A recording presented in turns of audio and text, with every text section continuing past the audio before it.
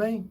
Prazer, professor Hudson Adriano, da disciplina de Sociologia, direto aqui do Instituto Genoma, dando sequência aos nossos trabalhos. Agora, no módulo 4, nós vamos discutir o quê? Vejam, uma vez que nós observamos as dinâmicas de trabalho, inserção da mulher nesse universo, globalização, educação, como tudo isso tem que ser dialogado sociologicamente de maneira construtiva, né? Sempre estabelecendo críticas cairológicas, né? Porque tudo é passível de crítica, agora depende do seu objetivo na hora de construir sua crítica, né? E aí, falo sempre em críticas construtivas, de ordem cairológica. Pois bem, é nessa toada que a gente vai finalizar a análise desses módulos com vocês. E finalizar assim, né? Esperando que daqui a pouco a gente vai voltar e continuar sobre outras bases. Pois bem, o que nós vamos analisar agora é isso aí, o desenvolvimento do movimento sindical no Brasil. Isso é extremamente importante. E nós vamos, de saída, tá? Nós vamos construir análises acadêmicas a esse respeito, tá? Eu não vou descer o nível, eu não vou me propor a discutir um socialismo barato, mas gostaria que vocês abrissem os ouvidos, porque esse é um movimento importante para o desenvolvimento social capitalista, independentemente de qual país do mundo você vá fazer a análise. Então vamos lá? Nessa unidade 4, no primeiro tema nós teremos o quê? Tá? O final do século XIX no Brasil. Vou mostrar para vocês como é que o sindicalismo começa a se estruturar aqui. Legal? E aí, já no século XX, mostrar esses movimentos junto à Era Vargas, junto à ditadura de 64, para que nós possamos construir uma análise de como isso é importante para a organização e desenvolvimento da nossa nação. E no segundo momento, certo? Vamos trabalhar aí a importância do sindicato hoje. Então vamos lá, formação dos sindicatos no Brasil. Não vamos propor ler esses parágrafos não, peço para que vocês os leiam, mas vamos trabalhar com a ideia de que eles vão numa direção comum, legal? Peguei de locais diferentes do livro de vocês, fiz a inserção, mas vão todos numa direção comum. Vejam, a ideia da organização do trabalho no Brasil veio com os italianos. Com os italianos, exatamente. Logo depois do momento ali da abolição da escravatura, da Lei Áurea, o que aconteceu? Os donos de escravos, principalmente no Oeste Paulista, não se dignaram a pagar salário para esses negros uma vez forros. Então, uma vez que eles tinham que pagar salário agora, então que se pagasse para um branco. Para um preto, não. Os negros foram obrigados a abandonar essas áreas rurais e acabaram migrando pendularmente, né, um processo de êxodo rural indo para os centros urbanos e iniciando processos de favelização ou dando continuidade desses grandes centros. Tá. Mas e quem ficou? Tá, esse trabalhador que ficou para desenvolver a ordem do café no Brasil. Esse foi o italiano. Então, desde a unificação italiana em 1870, né, então o que se deu? Esse italiano ele foi convidado a vir para o Brasil sob a base da possibilidade da construção da riqueza aqui. Tá? Uma vez que lá na Itália, devido à unificação e à industrialização, eles não conseguiram se inserir naquele universo comercial. Milhares de italianos vieram. E não vieram, de certa forma, analfabetos, cegos, né, com a mão na frente e outra atrás. Pelo contrário, eles vieram pautados por uma determinada formação dentro dessa Europa e queriam continuar com esses mesmos direitos aqui. Só que aqui não haviam direitos trabalhistas a serem dialogados. Então, esses italianos fizeram o quê? Eles buscaram esse diálogo em meio à comunidade brasileira. Olha, foi conflituoso. Vamos colocar ali, ó, do 1890 até o 1910, foi motivação para inúmeros choques sociais entre donos, tá, de grandes fazendas produtoras de café e esses estrangeiros. Algumas produções da Globo, como, por exemplo, aquela novela Terra Nostra, podem ser levadas em consideração na proposta de se observar fisicamente aquilo que você só estuda em teoria. Vale a pena observar os diálogos que se tem ali, principalmente no que se reporta ao trabalho. tá? Uma outra coisa que eu posso colocar para vocês também é que, nesse processo de formação, os estrangeiros foram muito importantes. Então, entre 1910 e 1917, foram montados os primeiros sindicatos no Brasil. Como eram organizados esses sindicatos? Grupos de trabalhadores que se reuniam e que se propunham, inclusive, a fazer greves. Era uma forma de pressionar o seu patrão para que ele pudesse ceder a eles direitos do trabalho. A greve é uma dessas formas de se pressionar o patronado. Uma, você pode se tornar lento junto aos seus, você pode escalonar faltas, você pode ir para o trabalho e simplesmente se recusar a produzir. São formas de você produzir, ou são formas de você pressionar o seu patrão. E assim, esses homens de 1910 a 1917 fizeram. Montando sindicatos subdivididos, com ilhas, por assim dizer. Esses sindicatos, eles têm um formato específico, e é o que chama-se de anarcossindicato. É um sindicato que existe, mas ele é para um pequeno grupo de trabalhadores e só funciona para aquela unidade empregatícia. Então, não funciona para os demais. Então, vamos colocar, por assim dizer, nós temos várias indústrias produtoras de panelas. E numa indústria A, os trabalhadores se organizam e conseguem benefícios junto ao seu patrão. Então, conseguem não trabalhar aos domingos e conseguem o 13º salário ao final de um ano de trabalho. Ótimo. Esses benefícios que eu citei, né, em forma de exemplo, eles só servem para essa indústria específica. Para todas as demais que fazem a mesma coisa, que se dialogue lá, cada um com o seu próprio cada um. Então, o anarco-sindicato tem essa característica. Só consegue benefício para um pequeno grupo de trabalhadores de um determinado ramo. Aos demais, que se virem. Pois bem, esses anarco-sindicatos produziram greves, né, significativas no Brasil, e o primeiro grande conjunto que se tem é lá em 1917. Só que entre 17 e 22, né, ali na Semana de Arte Moderna, vocês trabalham muito isso em literatura, por exemplo, em história também, o que acontece? A inserção de um novo pensamento na nossa comunidade. Ah, que pensamento é esse? É o pensamento de ordem socialista. O socialismo, ele é abraçado no Brasil pela perspectiva sindical. Por quê? Porque torna um discurso unitário um discurso coletivo.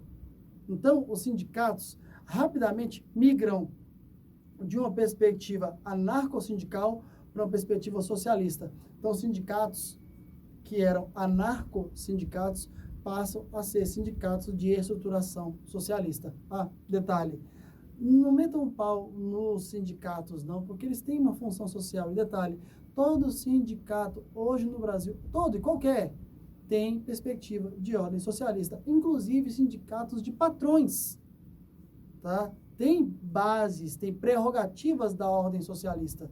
Não estou dizendo que são socialistas, mas que tem essas bases, essa prerrogativa básica, tem sim. Por isso você tem que conhecer melhor para poder fazer uma crítica melhor elaborada. Eu vou mostrar para vocês. Então vamos lá. Nesses sindicatos de ordem socialista que vão surgir no Brasil a partir de 1922 e vão promover grandes greves, grandes reuniões de trabalhadores, o que eles têm como premissa básica? As prerrogativas que eu conceber para que eu conquistar para um trabalhador, servem para todos os trabalhadores daquela mesma categoria, onde quer que eles estejam. Bom, tá aí uma prerrogativa comum de ordem socialista que é abraçada por uma pancada de sindicatos, para não dizer todos, no Brasil inteiro, até hoje. Porque, veja só, uma prerrogativa básica que você vai dialogar em 1928, por exemplo, 29, e que até hoje se tem como uma base comum na nossa relação de trabalho. 8 horas na nossa jornada de trabalho. 8 horas. Quando você pega o sindicato patronal, que vai trabalhar perspectivas comuns, vamos pegar lá o sindicato dos donos de escolas particulares, se não me engano é CEP, né? eles dialogam entre si perspectivas comuns a toda aquela categoria, toda. Né? E esse sindicato, o CEP, tem dentro de si hoje todas as escolas particulares, por exemplo, de Goiânia, de Trindade, ou de qualquer outro município que a gente quisesse citar. E aí, qual o detalhe? Eles buscam perspectivas comuns a todos. Isso é uma filosofia de ordem socialista. Então, gente, o socialismo não é ruim, não. Depende de como você lança ele para o diálogo social. Mas, continuemos, né? Os sindicatos de ordem socialista começam a tomar o Brasil a partir de 1922. E de lá para cá, mantém uma ordem comum. A grande questão é como o Estado lidou com essas reuniões de trabalhadores. Vejam bem, lá na era Vargas, ali por volta de 1930 a 1945, inicialmente, quando o ditador, em 1930, dentro do governo provisório, o que Vargas fez? Calou os sindicatos à força. Mandou prender, mandou bater, mandou matar. Para que, na sequência, ele liberasse os sindicatos novamente, só que sobre a sua própria tutela. Por isso, ele fez a promessa de uma legislação trabalhista. Promessa essa que se realiza ali em 1933, 1934, né? Quando ele se torna presidente de forma indireta. Então, na Constituição que foi redigida para que isso pudesse se constituir como verdade, os direitos do trabalho foram implementados. Ali surge o TST, ali surge o TRT. Para quê? Para que se possa discutir a legislação do trabalho, quer dizer, o Estado tutelando o trabalho no Brasil, com base no quê? Numa estrutura sindical que está ali para poder fazer uma cobrança contínua e a melhora dessas relações entre patrões e empregados. Nesse sentido, os sindicatos, eles ganham uma nova configuração e se expandem por toda a comunidade. E assim vai ser durante toda a era Vargas, e assim vai ser durante toda a perspectiva da Terceira República, ou a República Populista no Brasil. Ali onde você vê Dutra, Vargas, JK, Jânio e João Goulart. Esses sindicatos dos trabalhadores vão trazendo para si cada vez mais e mais trabalhadores, no intuito de melhorar e aumentar a força do diálogo entre patrão e empregado. Muito bom isso. Tá? Por quê? Porque regulamentam melhores perspectivas legais, melhores perspectivas de produção, logo, um aumento em todo esse processo produtivo. Isso é muito bom. E detalhe, isso acontece em todos os países capitalistas do mundo. Isso é uma maravilha. Só que a gente tem que ir adiante, né? Durante o processo que desarticulou a democracia e instituiu uma ditadura no Brasil, que é essa de 64, o livro de vocês traz o nome, né, Os Anos de Chumbo. A gente precisa conceber a ordem sindical de forma diferenciada.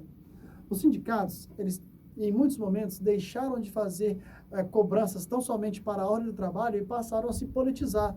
E aí, eles passaram a se levantar contra ordenações políticas legalmente constituídas. Pois bem, por mais que os sindicatos tenham ganhado força e ganharam, com o passar dos anos, eles passaram também a ser perseguidos. Antes de entrar na perseguição à ordem sindical, eu preciso dizer para vocês. Ali, entre 1963 até 1966, a gente tem que falar algumas coisas importantes, né? Como, por exemplo, gente, foi golpe ou não foi em 64? Foi. Por mais que tenha algumas pessoas que queiram negar essa possibilidade, foi sim. Hudson, por que foi golpe? Simples. Vamos definir primeiro o que é golpe. Golpe, ainda mais quando você fala golpe de Estado, é quando você acessa o poder sem ser pelo caráter legal. Então, vamos lá. Numa democracia, como a nossa era, lá na década de 60, qual era a perspectiva legal? Sai o presidente, entra o vice. Sai o vice, entra o presidente da Câmara Federal. Sai o presidente da Câmara Federal, entra o presidente do Senado. Sai o presidente do Senado, entra o presidente do STF. Então, assim, era a hierarquia governamental brasileira. Então, saiu o presidente e entrou o vice. E aí, em tese, o Jango se evadiu para o Uruguai. Então, o presidente do Senado conclamou para que os militares tomassem o poder. Isso não tem sentido. Você não pode fazer esse pedido ao Deus dará, entendeu? Você tem que seguir a Carta Magna. E a Carta Magna dizia, entra o presidente da Câmara Federal. Então, Ranieri Mazzilli abriu mão e conclamou os militares. E os militares atenderam o pedido do povo. Gente, pelo amor de Deus. Pelo amor de Deus. Lei está aí, é para ser seguida. Tá? Então, o que aconteceu ali foi um golpe de Estado. Ah, mas houveram aqueles que apoiaram. Verdade, houveram sim. Ninguém dá golpe sozinho, entendeu? Então, uma grande elite brasileira queria o golpe, queria e deu base. Uma boa parte da Igreja Católica queria? Sim, e deu base, certo? Os norte-americanos queriam? Sim, e deram fundamento. E houveram mais, tá? Agora, qual o detalhe? Uma vez que essa ditadura foi instituída no Brasil, porque um golpe foi instituído, essa ditadura precisava fazer o quê? Conter os movimentos de ordem grevista. Aqui na década de 20, ainda sendo citada, né? Se eu colocar um pouquinho adiante, tá? Um a um só, eu saio da década de 20 e pulo lá para a década de 60, onde eu vou ver o quê? Nos anos de chumbo, a perseguição, tá, pautada pela total falta de respeito a essas instituições que são legalmente constituídas. Então, gente, os sindicatos foram duramente perseguidos, as manifestações democráticas de ordem grevista foram proibidas, então, dezenas de pessoas foram presas sem que sequer soubessem a motivação. O AI-5 dava ao militar a possibilidade de caçar o seu habeas corpus, caçar o seu habeas data e te dar a voz de prisão sem sequer dizer a motivação. Por isso, ele é o mais duro dos atos institucionais. Ele dá ao militar um poder maior. E me desculpe a expressão, até você explicar que focinho de porco na tomada, ixi, você já tinha sido preso e levado muita porrada. Pois bem, os sindicatos foram tratados exatamente dessa forma, tá? À base da pancadaria. Por isso, entre 1964 e 1977, você pouco ouve falar de movimentos sindicais de maneira expansiva no Brasil. Eles foram duramente reprimidos. Mas de 78 para frente, você já vê um diálogo interessantíssimo sendo constituído. Ah, mas por que eu estou de 78 para frente? Lembre-se do milagre econômico que deu com os burros na água, com a crise econômica do petróleo promovida pela OPEP de 73, que mostrou que o nosso milagre de milagre não tinha praticamente nada, que mergulhou o Brasil numa dura crise econômica e fez com que os próprios militares dissessem distensão lenta e gradual. Lá com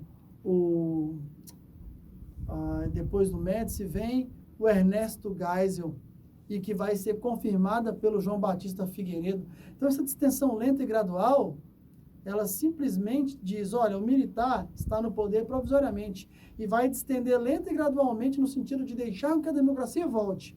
Entretanto, do jeito que o militar quer. Por isso, ainda foram muito duros, mas permitiram com que os diálogos de ordem social, política, na direção da democracia pudessem se reconstituir.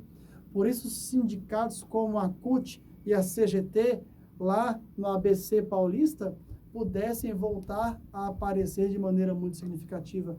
E é naquele núcleo ali que vão nascer homens que vão dialogar politicamente muito bem.